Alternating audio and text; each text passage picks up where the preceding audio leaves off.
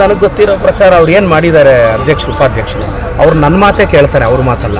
ಸಂಸದರಿಗೆ ಹೇಳಕ್ಕೆ very soon ನಾನು ಶಾಂತಮ್ಮ ಕಾರ್ಡಿಯೋ ಕೇರ್ ಅಂತ ಇಡ್ತೀನಿ. ತಮಗೂ ಆಹ್ವಾನ ಕೊಡ್ತೀನಿ.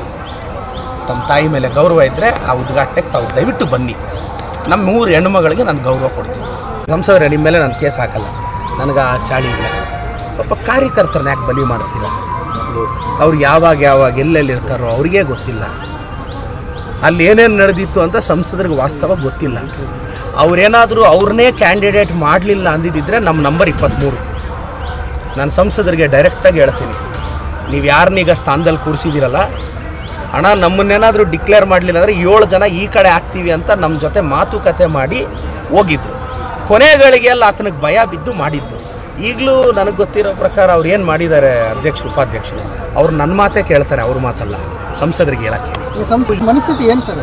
ಸಂಸದ ಮನಸ್ಥಿತಿ ಹೇಗೆ? ಅವರು ನಮಗೆ ಓಟ್ ಹಾಕ್ತೀವಿ ಅಂತ ರೆಡಿಯಾಗಿ ಹೋಗಿದ್ರು, ಅವ್ರ ಹೆಸರು ಡಿಕ್ಲೇರ್ ಮಾಡಲಿಲ್ಲ ಅಂದರೆ ಅದರ ಅರ್ಥ ಎಲ್ಲಿ ಪ್ರಾಮಾಣಿಕತೆ? ಯಾರು ಪ್ರಾಮಾಣಿಕತೆ? ನನ್ನ ಹತ್ರ ಬಂದು ಕೆಲಸಗಳು ಮಾಡಿಸ್ಕೊಂಡ್ರು ಅಂದರೆ ಈ ರಾಜಕಾರಣದಲ್ಲಿ ಏನಾಗುತ್ತೆ ಗೊತ್ತಿಲ್ಲ. ನಾನು ಸಂಸದರಿಗೆ ಹೇಳೋದು ಇಷ್ಟೇ, ನೀವು ನನಗೆ ಕಿತ್ತಾಡಲ್ಲ ಸರ್. ನಮಗೆ ಪವರ್ ಇದೆ, ದುಡ್ಡಿದೆ, ನಾವೇನೋ ಮಾಡ್ಕೋಬೋದು.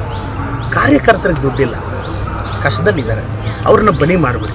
ನೋಡಿ, ನಾನು ಇವತ್ತೇನಾದರೂ ನಾನು ಪ್ರೆಸ್ ಮೀಟ್ ಇಡಿಸ್ಲೇಬೇಕು ಅಂತ ಡಿಸೈಡ್ ಮಾಡಿದ್ರೆ ನಿಮ್ಮ ಪ್ರೆಸ್ ಕ್ಲಬ್ 1 ವಾರ ಬ್ಯುಸಿ ಆಗುತ್ತೆ. 1 ವಾರ. ನಿನ್ನೆ ನನ್ನ ಗಮನಕ್ಕೆ ಬರ್ದೇನೆ ಎಷ್ಟು ಪ್ರೆಸ್ ಮೀಟನ್ನು ಮಾಡಿದ್ದೆ? 3. ನನಗೆ ಗೊತ್ತಿಲ್ಲ ಸರ್, ನಾನು ಅದರಲ್ಲಿ ತಲೆ ಹಾಕಿಲ್ಲ. ನಾನೇನಾದರೂ ಪ್ರೆಸ್ ಮೀಟ್ ಇಡಿಸಿದ್ರೆ ಅವ್ರು 1 ಪ್ರೆಸ್ ಮೀಟ್ ಮಾಡಲಿ, ನಾನು 20 ಪ್ರೆಸ್ ಮೀಟ್ ಮಾಡಿಸ್ತೀನಿ ಅಷ್ಟೇ. ಅವರು ನನ್ನನ್ನು ಬೈಲಿ, ನಾನು ಅವ್ರನ್ನ ಬೈತೀನಿ ಸರ್. ಇದು ರಾಜಕಾರಣ ಸರ್. ನಾನು ಸಂಸದರೇನು ಪ್ರೀತಿ ಮಾಡ್ಕೊತಾ ಇಲ್ಲ, ಅವರು ಕೂಲಾಗಿರಕ್ಕೆ. ಜನಪ್ರತಿನಿಧಿ ಆದಾಗ ಅವ್ರ ತಪ್ಪುಗಳನ್ನ ನಾನು ಪ್ರಶ್ನಿಸ್ತೇನೆ, ನನ್ನ ತಪ್ಪುಗಳನ್ನ ಅವ್ರು ಪ್ರಶ್ನಿಸ್ಬೇಕು ಅಷ್ಟೇ. ಬಟ್ ದಯವಿಟ್ಟು ಕುಟುಂಬದ ಬಗ್ಗೆ ಸಂಸದರೇ ಮಾತಾಡಬೇಡಿ.